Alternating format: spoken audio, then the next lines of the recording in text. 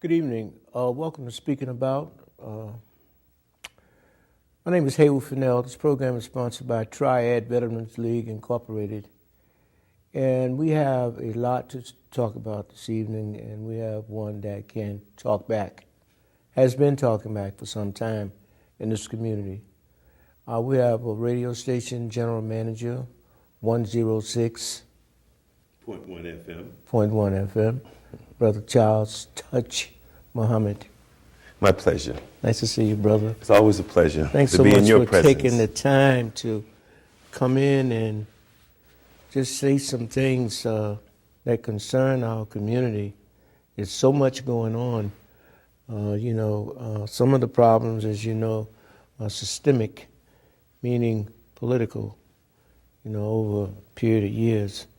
So we have a lot of fallout as a direct result of that. But right now, I want you to just tell us what you're doing around getting your radio station back on the air, because our viewing audience know that you're going to be here, and I want you to kind of bring us up to date. Absolutely. First of all, it's an honor to be in your presence. Thank you, brother. Because you are definitely one of our trailblazers, one of our living legends, and it's an honor to be on Speaking About. Thank you. Here on BNN TV. Glad to have you. Yes, sir. Let's start off with a lot of folks may not know that Touch 106.1 FM. We were streaming on the internet and on the airwaves for approximately 8 years. Actually, we've been on the internet for 8 years. This past November the 19th of 2014, which made 8 beautiful years of giving information to our community and inspiring our community and bringing those issues that specifically are of interest to the fabric of the black community. And there are those that love it and there are those that dislike it. However, on April the 17th, the FCC, along with the U.S. Marshals, came and confiscated a lot of the equipment, probably 99% of the equipment used to transmit over the airwaves.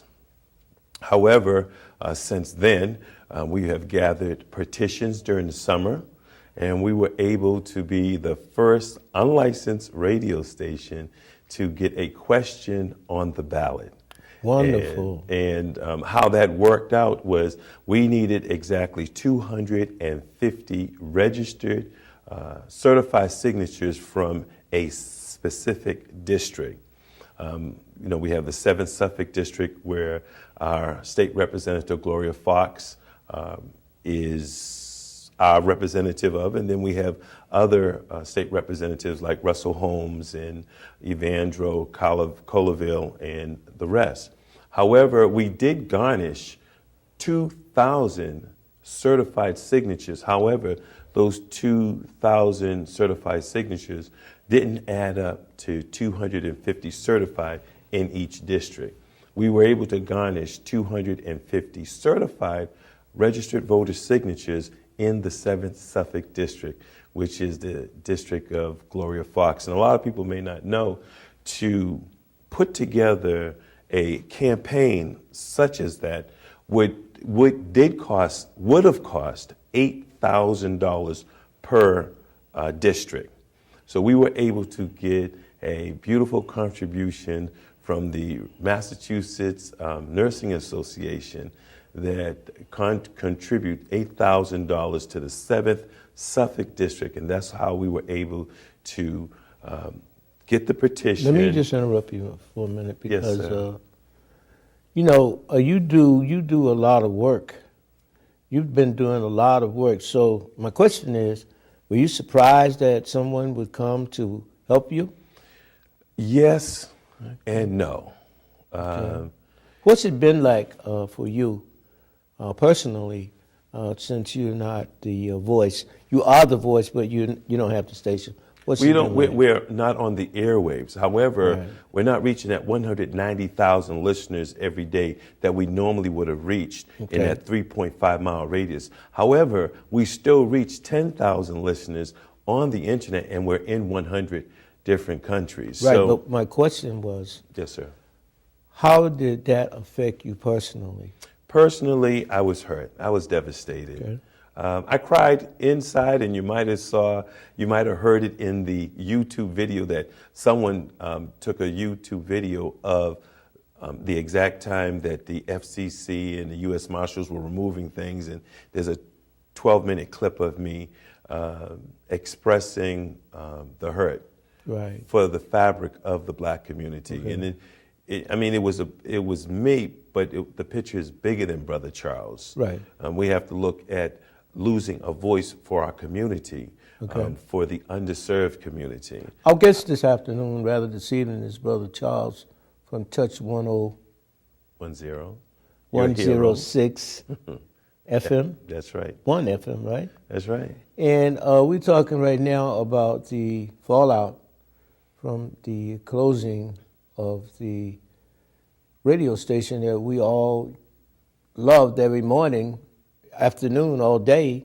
all night, and how he is going about still bringing the touch to our community. Our program hasn't changed, Haywood. Our program is still the same. We're still 24 hours. I'm still on the morning show, TMS, from 6 a.m. to 10 a.m. However, we are on the internet. And actually, the internet is modern day and time technology that's happening. The FCC doesn't regulate the internet at this time. However, there are moves towards the FCC regulating the internet. We did garnish those, if I can go back to the 7th Suffolk District, where we were able to get a question on the ballot the first time ever that a unlicensed low-power FM station, particularly one that was founded by a black person, has ever got anything on the ballot such as that. And what does that mean? It means that now we're going to, just as I said on the YouTube, create a tsunami effect. We start with our local politicians, our local elected officials, and then we go to the state. We're now at the state where we had question number 5 that simply said, shall the representative of this district vote in favor of a community radio station in underserved communities? And we had to word it like that because we didn't know which district we were going to garnish all the signatures But from. you had over 2,000. 2,000, yes, sir. But you could only use the 250 that was from the 7th Suffolk. Right, because we You were didn't have enough. for the other Districts. districts. We were short 5 here, 15 here, and 10 here. However, we continued to be consistent. We have a phone calls. No, we're not taking calls. I'm sorry. Excuse me. That's I'm quite sorry, all right. Brother Charles. I will Because always yield to you. You have the flow, the growth. So I want you to continue that. So we're at the state level now. Most recently, Haywood, along with that victory, garnishing 87% of the voters in the 7th Suffolk District voted yes for question number 5. Okay, now that's a good question for me to segue into because I know you ran for the mayor of Boston. Yes, I was the first candidate to come out in Declared 2011, candidacy, right. August the 21st. I know that, but this is not my question. My question is to you, Brother Charles, is coupled with what you just said about garnishing the percentages of the 7th District, are you considering running for a political office again?